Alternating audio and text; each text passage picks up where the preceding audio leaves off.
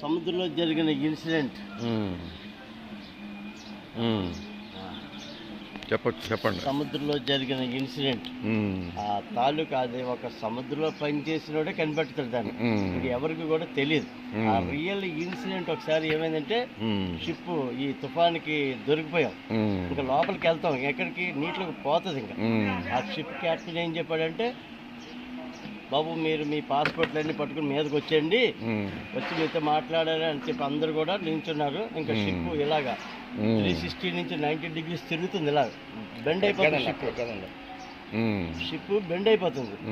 Bend అయిపోతున్న సమయంలో ఆ క్యాప్టెన్ ఏంటన్నాడంటే, ఇంకా నాకు కూడా 30 సంవత్సరాలు చేశాను కానీ ఇలాంటి తుఫాన్ నేను అందరూ వెళ్ళిపోతున్నాం లోపలికి.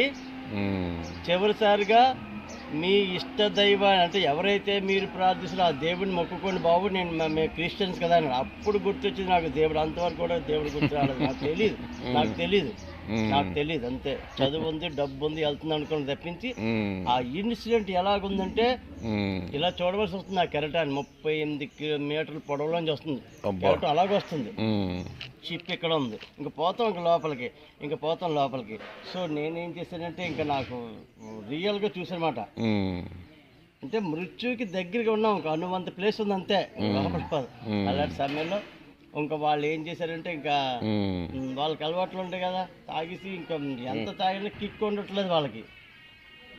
సో నాకు ఏ అలవాట్లేవు. నేను ఒకటే అనుకున్నాను అంతే, yes okay I will get ready any time. నేను దేనికైనా రెడీగా ఉన్నాను. నాకన్నా పెద్ద జీతగాడే మునిగిపోతాను, నేనేది మునగాలి అని చెప్పి ఇష్ట దైవం అన్న మాట ఇక్కడ తగిలింది నాకు. అంటే ఏదో అంటే ఉన్నదన్నమాట ఒక శక్తి అని ఎక్కడెక్కడికో నా మైండ్లో దొరికిపోతుంది ఆ వర్డ్. సరే మనకు అందరికీ అందుబాటులో ఉంది వెంకటేశ్వర స్వామి, తిరుపతి కదా. ఆ స్వామిని తండ్రి అజ్ఞానంగా బతికాను, ఆధ్యాత్మ అంటే ఏడు తెలియగా బతికేశాను. నన్ను రక్షిస్తే నీ సేవకుడి కింద నేను వచ్చేస్తానని చెప్పి అనుకున్నాను. ఇంకంతే. ఏమైందంటే ఇక ఆ వాతావరణం, ఆ గాలి నుంచి షిప్ డిజైన్ దాని రూట్ మారిందనమాట. అందరూ మొక్కుకున్నాం కానీ అందులో నేను ఒకనమాట. అలా బతికాం. ఆ తర్వాత ఇంకా నాకు పూర్తి ఇంకా విశ్వాసం వచ్చేసింది అనమాట. ఏం విశ్వాసం వచ్చిందండి? భగవంతుడు రక్షించాడు. ఎస్, ఈ మనుషులు, ఈ డబ్బు, ఇదేది శాశ్వతం కాదు. దీనికి ఏదో స్థిరమైన శాశ్వతం ఏదో ఒకటి ఉంది. అసలు దాన్ని పట్టుకుంటే ఈ గొడవలు ఉండవు కదా. అశాశ్వతం ఇది నాకెందుకు, ఓకే పెట్టో జీతం వదిలే, ఇవన్నీ వదిలే అని ఇంకా ఆ రోజు అప్పటి నుంచి ఇంకా మరి అప్పటి నుంచి మరి ఇంకా ఏంటంటే దేవుడి మీద ధ్యానం ఆ విధంగా కలిగింది. మన ప్రసాద్ గారు ఈజ్ మై ఫ్రెండ్షిప్ అనమాట. అతను ఫ్రెండ్ అనమాట. అవి వచ్చినప్పుడల్లా ఏదో చెప్తుంటే ఇంకా లాభం లేదని చెప్పి లాగేసాడు. ఒకటి మానసికంగా కృంగిపోతున్నాడు, డెప్త్కి వెళ్ళిపోయేలాగా ఉన్నాడని చెప్పి అతను లాగేసి మంచి సన్యాస దీక్ష ఎవరిచ్చారు వారే. ఇంకా అలా లోపల అంటే ఏదో తెలియని చింతలో ఉన్నాను నేను. అసలు యాక్చువల్గా చదువు ఉంది, డబ్బు ఉంది, అయినా సరే ఏదో కొరత.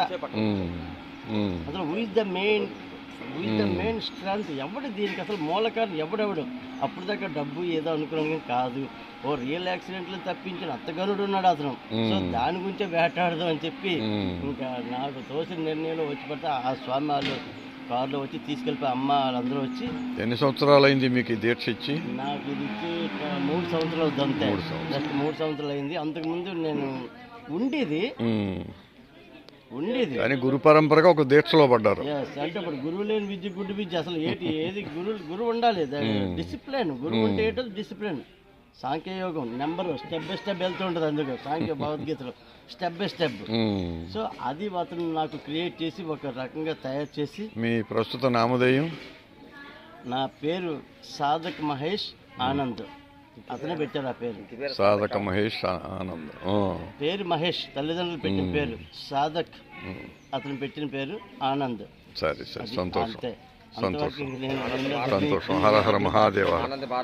ఈ సిరిపురం ఆశ్రమంలో ఉండి మీరు అభివృద్ధి చేయాలి, దీన్ని చేస్తాను, చెయ్యాలా. ఒకటే అతను ఏం చెప్పారంటే పడేశారు నన్ను. అవును, ఎత్తి పడేశారు అంతే. అవును ఓ అన్నాడు అంతే.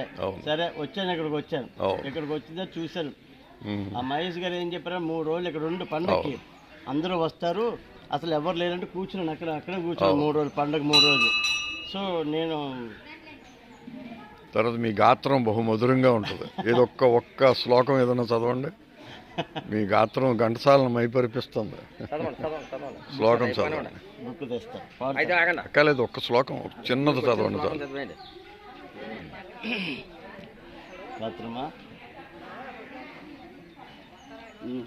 ఓకే.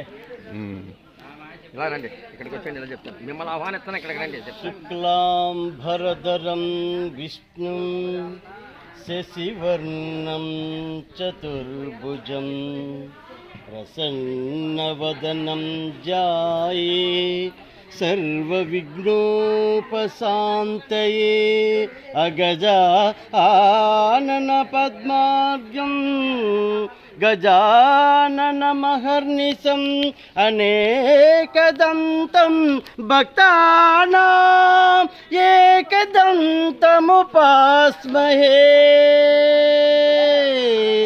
ఏకదంతముపాస్మహే.